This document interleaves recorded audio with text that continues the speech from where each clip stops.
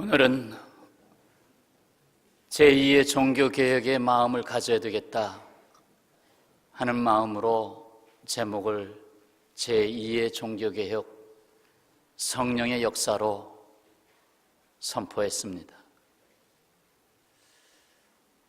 그리스도의 몸된 교회를, 또 하나님의 나라를, 하나님의 주권의 역사 속에서 아무리 암울한 시대를 거쳐와도 결국은 하나님의 생명이 거기에 있었습니다.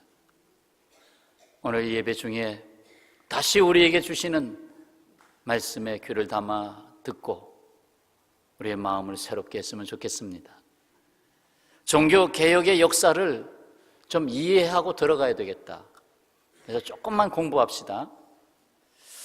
로마 캐톨릭 교회사를 보면 교황이 면죄권을 대대적으로 행사한 일이 한 번이 아니고요, 여러 차례 있었어요.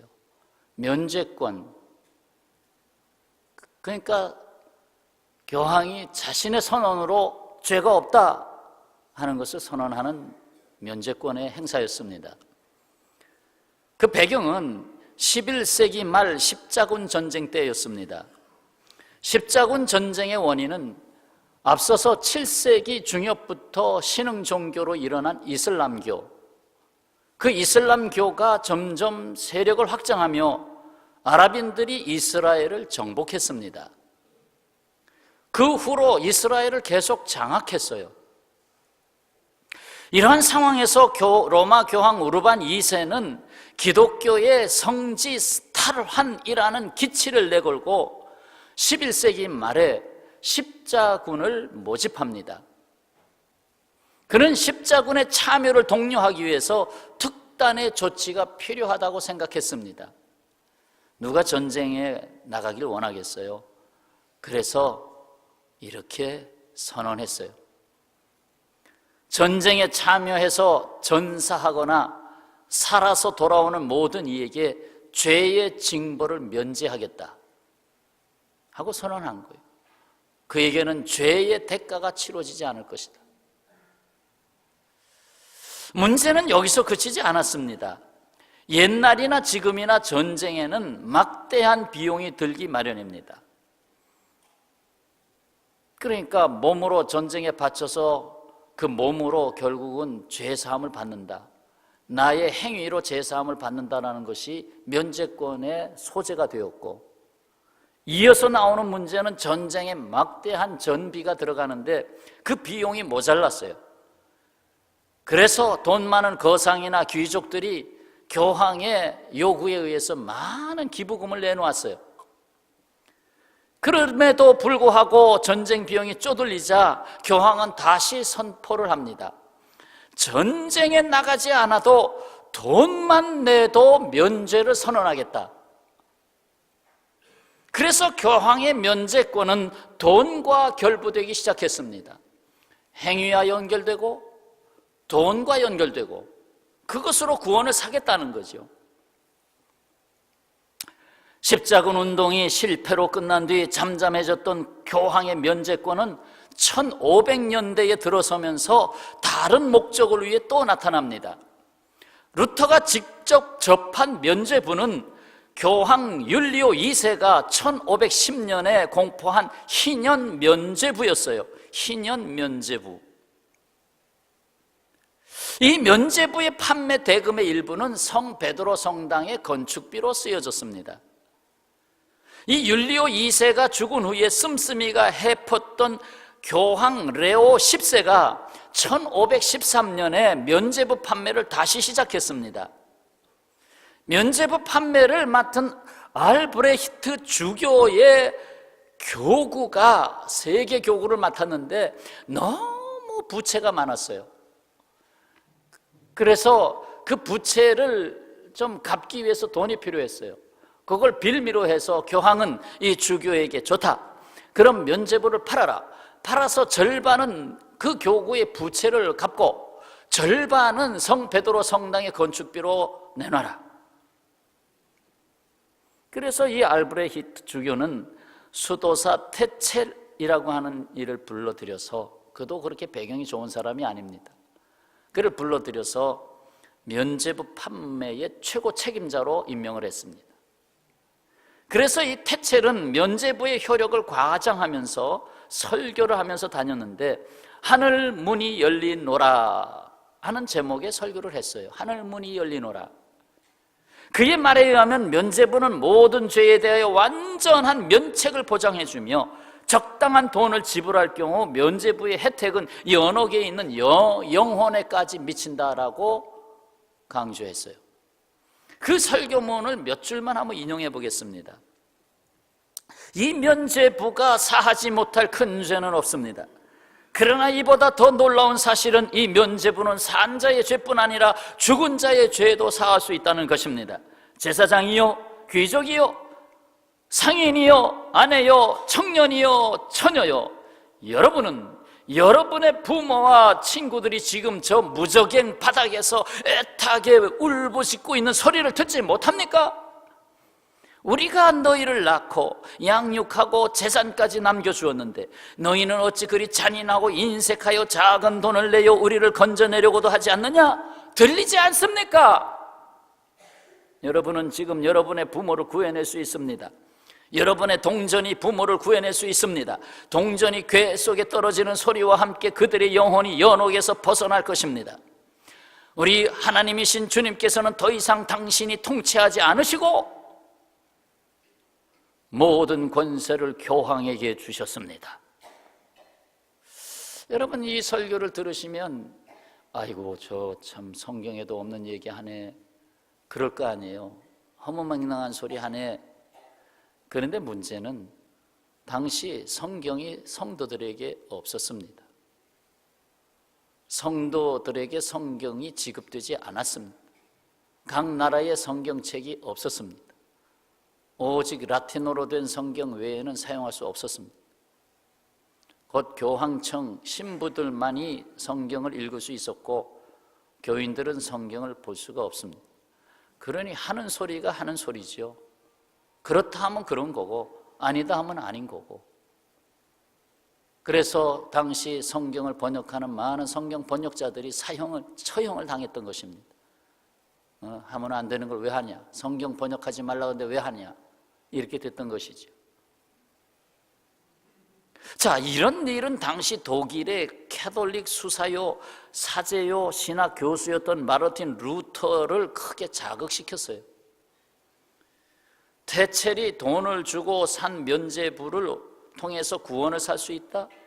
한마디로 돈으로 구원을 살 수 있다, 그 말 아니에요? 돈으로 죄사함을 받을 수 있다, 그 말 아니에요? 루터로서는 용납할 수 없는 것이었습니다. 그래서 면죄부 판매를 비판하는 조항들을 작성했어요. 95개 조항. 세 부를 만들어서 하나는 비텐베르크 대학 교회 정문에 붙이고, 또 한 부는 주교 알브레트 히트에게 보내고, 또 하나는 브란덴부르크의 감독 제롬 스쿨테투스에게 보냈습니다. 그날이 지금부터 500년 전 1517년 10월 31일입니다. 2주 만에 유럽 세계가 발칵 뒤집혔어요.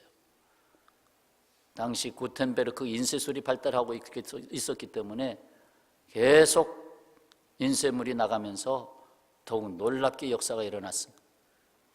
루터 외에도 함께 담아두어야 할 종교개혁자들이 있어요. 이름을 그래도 조금은 기억해 뒀으면 좋겠어요.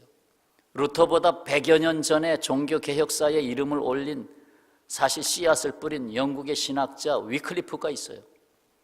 그리고 체코에는 신학자 후스가 있어요. 그는 1415년, 종교개혁보다 100년 전이죠. 1415년 화형을 당했습니다. 교황청에 순종 안 한다고.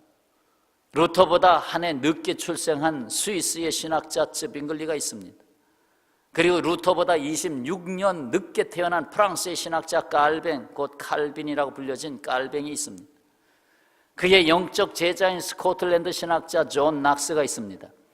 그는 개혁운동으로 인하여 노예선에서 2년 가까이 쇠사슬에 묶여 살아야만 했습니다. 그리고 세월이 지나 1945년 반나치 운동에 가담한 죄목으로 교수형을 당한 독일의 루터 교회 본회포 목사를 거기다 담고 싶습니다. 함께 담아놓고 기억할 그 이름 끝에 저와 여러분의 이름이 살짝 보여지기를 원합니다. 오직 성경으로, 오직 은총으로, 오직 믿음으로 돌아가야 한다는 종교개혁의 3대 표지, 우리는 잘 알고 있습니다. 성경으로 돌아가자, 오직 은혜로 돌아가자, 오직 믿음으로 돌아가자. 그럼에도 불구하고 500주년이 되는 이때에 여전히 종교개혁은 계속되어야 된다는 깊은 소리가 부르짖어 우리 귀에 들려오고 있습니다. 루터는 당시 교회의 타락상에 대해서 개혁운동이 폭발적으로 일어난 1517년보다 한 해 전에 이렇게 말했습니다. 로마 교황청은 퇴폐에 물들어 있고 병독에 감염되어 있으며 상상조차 할 수 없을 정도로 음란하고 식도락을 즐기며 사기꾼 집단이고 권세욕의 눈이 어두워져 있고 하나님을 비방하는 모독과 혼돈으로 가득 차 있다. 그래서 옛 초대교회 시대보다 현재가 더욱 사도를 필요로 하고 있다라고 했습니다. 500년 전에, 501년 전의 이야기입니다. 그런데 지금 그 소리가 지금 똑같이 들립니다. 오늘 종교개혁주일 강단에 선포되는 말씀은 갈라디아서 6장 8절의 말씀입니다. 다 같이 읽겠습니다. 자기의 육체를 위하여 심는 자는 육체로부터 썩어질 것을 거두고 성령을 위하여 심는 자는 성령으로부터 영생을 거두리라. 아멘. 제2의 종교개혁이 요구되는 이 시대, 성령의 역사하심이 없이는 이룰 수 없습니다. 실로 성령의 역사로 다시 깨어 일어나는 교회가 되어야 한다는 것입니다. 너무 물질주의 우상과 세속화의 물결 속에 교회가 성장했지만 그 성장 꼭대기에서 결국 바벨탑을 쌓고 말았습니다. 개혁하면서 자기 육체를 위하여 심는데 어찌 영원한 생명의 열매를 거두겠습니까? 오직 성령의 다스림에 순종하며 성령으로부터 영원한 생명의 열매를 거두어낼 수 있는 것입니다. 인생의 관심이 자기 육체로부터 성령으로 옮겨지지 않으면 결코 개혁과 변화는 이루어질 수 없다는 말입니다. 프랑스의 대문호 빅토르 위고를 아십니다. 19세기 사람인데요, 중년까지는 참으로 방탕하며 살았어요. 1943년 그러던 어느 날 19살 된 사랑하는 딸 레오폴딘이 결혼한 지 불과 몇 달 만에 센강에서 보트 전복 사고로 숨지는 사건이 일어납니다. 19살 된 딸이 시집가서 몇 달도 안 돼서 숨졌어요. 위고는 딸의 유품을 정리하다가 그녀가 써놓은 한 통의 편지를 읽게 됩니다. 아버지의 방탕한 삶을 안타깝게 여긴 딸이 위고를 향해 속히 하나님 아버지의 품으로 돌아오시라고 호소하는 내용이었습니다. 그는 딸의 편지를 읽고 참회의 눈물을 흘리고 심히 통곡했습니다. 그 편지가, 딸의 죽음이 결국 위고의 인생의 전환점이 됐습니다. 작품 세계도 바꿔놓았습니다. 이러한 영향으로 탄생한 작품 중에 여러분이 잘 알고 있는 작품이 있습니다. 그 작품의 이름의 뜻은 불쌍한 사람들 또는 비천한 사람들이라는 제목입니다.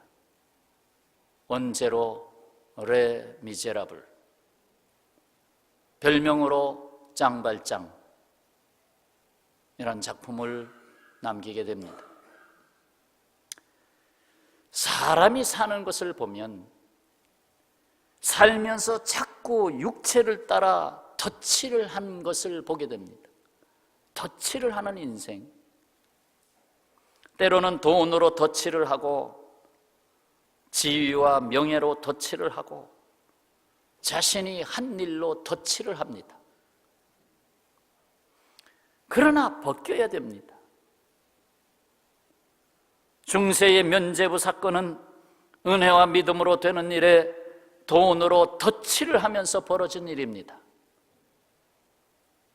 400여 년 전 지구가 돌고 있다는 지동설을 주장한 코페르니쿠스는 위대한 신앙인이었어요.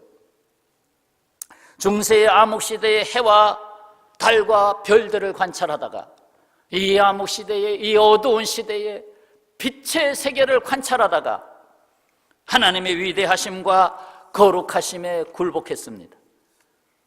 지동설을 발표했죠. 그것 때문에 고난을 당했는데 그가 스스로 자신의 비문을 만들어 놓았어요.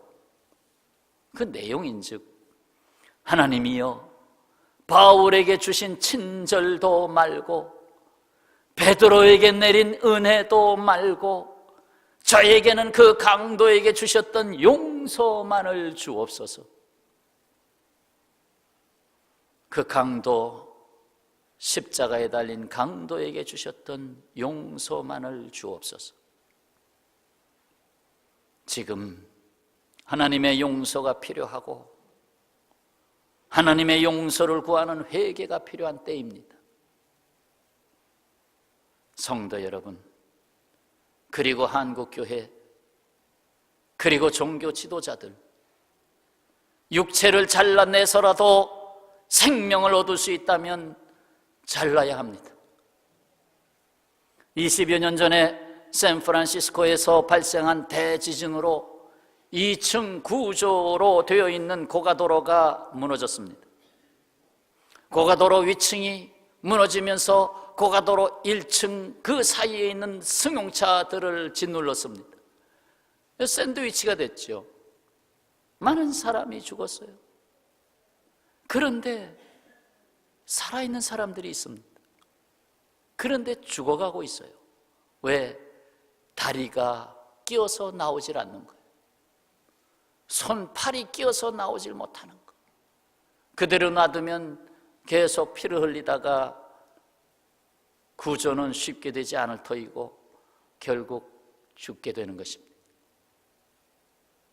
그래서 계속 이어지는 계속되고 있었지만 그 극한 상황 속에서 주저하지 않은 의사가 있었습니다.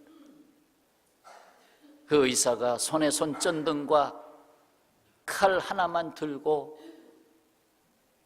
소리가 들리는 그 폭삭 주저앉은 그 사이로 들어갑니다.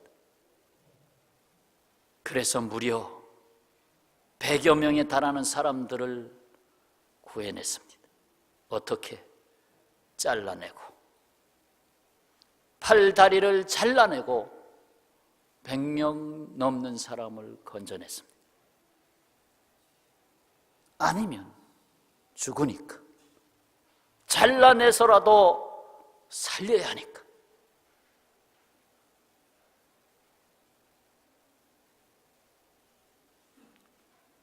제2의 종교개혁이 필요합니다. 육체의 욕심을 잘라버리고 성령의 이끄심에 순종해야 합니다. 어느 목사님이 자동차에 나침반을 달고 다녔습니다. 누가 물었죠. 왜 나침반입니까? 조그만 한국 땅에서 길을 잃을 것 같아서요? 뭐 나침반이 필요합니까? 뭐 내비도 있고. 그러자 목사님은 이렇게 대답을 하였습니다. 물론 길 잃을 염려는 없습니다. 그러나 인생의 길을 잃을 염려는 있습니다. 인생의 길을 잃을 염려가 있다 이 말이에요. 그렇습니다. 이는 자동차가 가야 할 동서남북을 찾기 위한 것이 아니라 바로 내가 지금 가야 할 마음의 방향을 바로잡고 있느냐를 묻고자 했던 것입니다. 아마 이 목사님은 그 나침반을 액세서리로 달아놓은 게 아니고, 얘야, 너 목사로서 방향을 잘 잡고 있니? 너 제대로 가고 있니? 하고 묻고 싶어서 그랬던 것입니다. 벌레들은 우리들의 눈에 하찮게 보이는 미물들이지요. 그러나 그것들은 바람을 볼 수 있는 더듬이를 갖고 있어요. 더듬이를 갖고 바람을 느낍니다. 지금 남풍이 부는지 북풍이 부는지 봄바람인지 가을바람인지 그 더듬이가 바람의 방향을 잡습니다. 그래서 한자로 바람 풍자를 보면 바람 풍자 그 속에 벌레 충자가 들어가 있어요. 아, 바람이라고 하는 것은 벌레가 알고 있다. 벌레가 더듬이로 바람의 방향을 알고 있다. 그래서 참 희한하게도 어떻게 바람 풍자에 벌레 충자가 들어가 있는지 신비롭기만 합니다. 하찮은 벌레도 어지러운 세상에서 바람의 방향을 더듬고 있습니다. 하물며 성령의 사람이 되어 하늘로부터의 바람의 방향을 찾지 않는다면 아니 될 것입니다. 그래서 초대교회로 돌아갑니다. 초대교회가 탄생하게 된 그 자리에 무슨 말씀이 있습니까? 사도행전 2장 2절 호련히 하늘로부터 급하고 강한 바람 같은 소리가 있어. 급하고 강한 바람 같은 소리가 있어 그들의 앉은 온 집에 가득하며 마치 불의 혀처럼 갈라지는 것들이 그들에게 보여 각 사람 위에 하나씩 임하여 있더니 그들이 다 성령의 충만함을 받았다. 바람같이 임하신 성령은 영원한 생명을 다시 불어넣으시는 생기의 바람이요, 불같이 임한 성령은 하나님의 권능이 임하는 역사였습니다. 바로 여러분에게 이러한 바람같은 성령, 불같은 성령의 역사가 충만하시기를 축원합니다. 에스겔서 37장에서 선지자 에스겔은 성령님에 이끌려 골짜기로 나아갑니다. 이에 보니 마른 뼈들이 가득합니다. 하나님이 에스겔에게 물으십니다. 인자야, 뼈들이 능히 살 수 있겠느냐? 에스겔이 대답을 하지요. 주 여호와여, 주께서 아시나이다. 하나님은 에스겔에게 다음과 같이 말씀을 대언하라고 합니다. 말씀을 대언하라. 그 말씀이 그들을 살리리라 하는 말씀이었죠. 대언하는 말씀의 내용인즉 너희 마른 뼈들아, 여호와의 말씀을 들을지어다. 말씀하시기를 내가 생기를 너희에게 들어가게 하리니 너희가 살아나리라. 너희 위에 힘줄을 두고 살을 입히고 가죽으로 덮고 너희 속에 생기를 넣으리니 너희가 살아나리라. 이 말씀을 전하라는 거예요. 여기서 생기는 히브리어로 루아흐, 헬라어로 푸뉴마, 뜻은 바람, 기운, 숨, 영들을 뜻하는 말입니다. 곧 하나님의 영, 하나님의 숨을 불어 넣어줘라. 그 성령이 임해야 마른 뼈와 같이 죽은 자들이 살아난다는 거예요. 로마서 8장 11절에서 사도 바울이 전합니다. 예수를 죽은 자 가운데서 살리신 이의 영이 너희 안에 거하시면 그리스도 예수를 죽은 자 가운데서 살리신 이가 너희 안에 거하시는 그의 영으로 말미암아 너희 죽을 몸도 살리시리라. 할렐루야. 너희 죽을 몸도 살리시리라. 점점 말라가는 한국교회, 그리고 이미 말라버린 서구의 교회들을 봅니다. 육신의 정욕, 안목의 정욕, 이생의 자랑에 빠져가는 형국입니다. 바로 마른 뼈가 가득한 골짜기가 아닌가요? 지금은 제2의 종교개혁운동이 시급한 때입니다. 육체가 되어가고 있는 교회가 성령께서 역동하는 교회로 일어나야 한다는 말씀입니다. 그렇게 만들었어요. 교회 가면 복을 받는다 해서 자기중심적 기복 사상이 들어왔고, 그것이 내가 보기에 세상 복이 아니면 아이, 교회 다녀봐도 헌금만 냈지 뭐 된 게 뭐 있어 하고 교회를 떠나고, 다음 세대에 신앙, 복음적 신앙의 핵심을 전달해 주지 못하고 유산으로 남겨주지 못한 채 역풍을 맞은 거예요. 복음의 본질로 교회가 서야 되는데, 믿음의 본질로 서야 되는데, 은혜의 역사 가운데 서야 되는데, 중세시대의 암흑시대에 행위와 돈, 지위와 권세, 이런 것들에 포장된 것이 오늘날 한국교회에 또다시 개신교 역사 속에 또다시 임했습니다.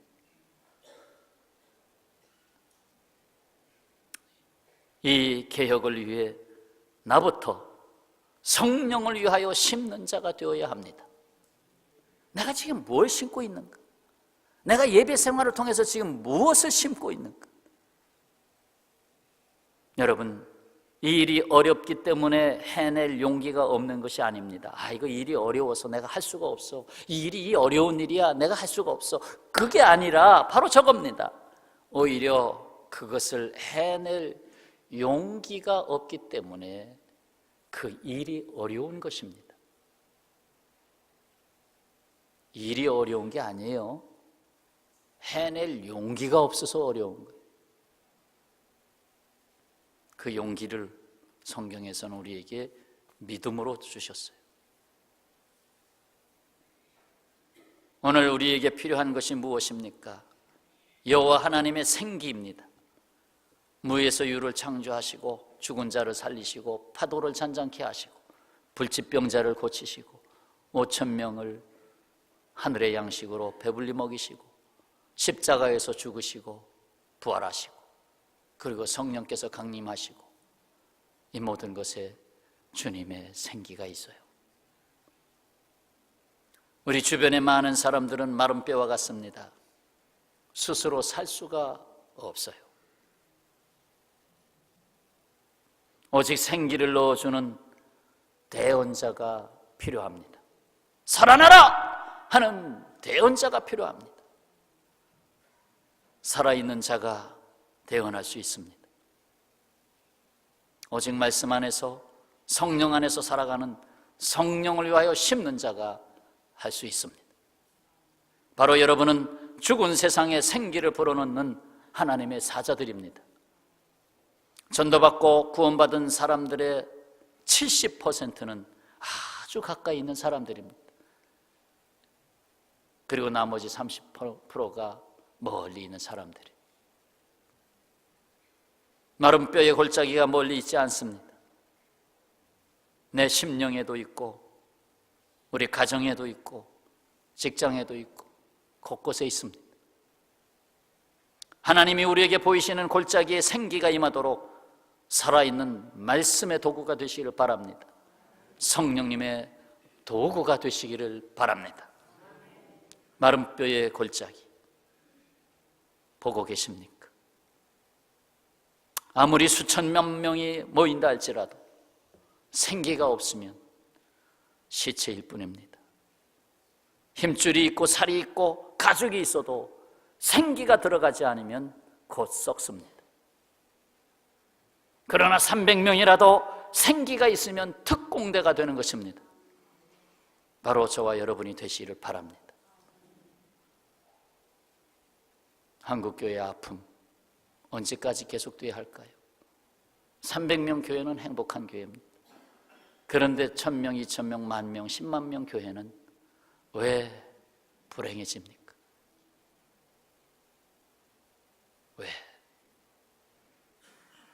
왜 되는 것 같은데 왜 그 안에 생기가 점점 사라집니까? 다시금 성령의 역사로 거듭나야 됩니다.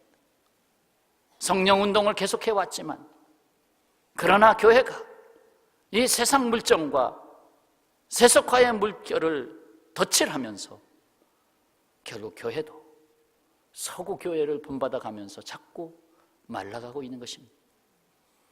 그래도 우리 교회는 감사해요.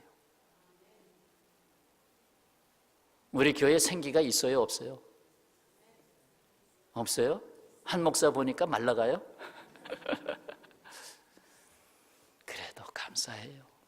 저희가 이번에 또 생일 축하하면 답장들이 오는데 거기서 참 좋은 이야기들을 많이 해줘요. 목사님, 좋은 목사님을 만나는 것이 저의 행복입니다. 그러더라고. 참 양들이 목자를 잘못 만나서 울며 흩어지는 교회들이 한둘입니까? 우리 번동평화교회 참 좋은 교회예요. 조금 점잖아서 그렇지. 그러나 점잖은 그 속에 정말 진실한 능력이 있어요. 이번 특별 새벽 기도에도 하나님 은혜 많이 주셔서 병이 낫는 역사들이 몇 사람 있었어요. 참 감사하고.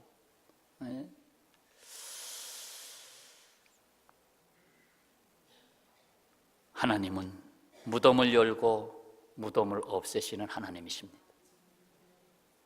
에스겔서 37장 13절의 말씀, 내 백성들아, 내가 너희 무덤을 열고 너희로 거기서 나오게 한즉 너희는 내가 여호와인 줄을 알리라. 우리는 무덤을 열고 나온 사람이고 무덤에 있는 사람을 건져내야 됩니다. 회칠한 무덤으로 가는 교회의 무덤을 열고 일어나 성령의 역사로 충만한 교회를 세워가는 일이 우리가 계속해야 할 일입니다. 나부터 무덤을 여신 주님과 함께 그날의 옴을 바라보며 앞으로 나아갈 수 있는 종교개혁 정신의 결단을 갖고 성령의 역사로 다시 일어나는 한국교회에 내가 있습니다. 내가 있습니다 하는 고백으로 일어나시기를 축원합니다. 기도하겠습니다.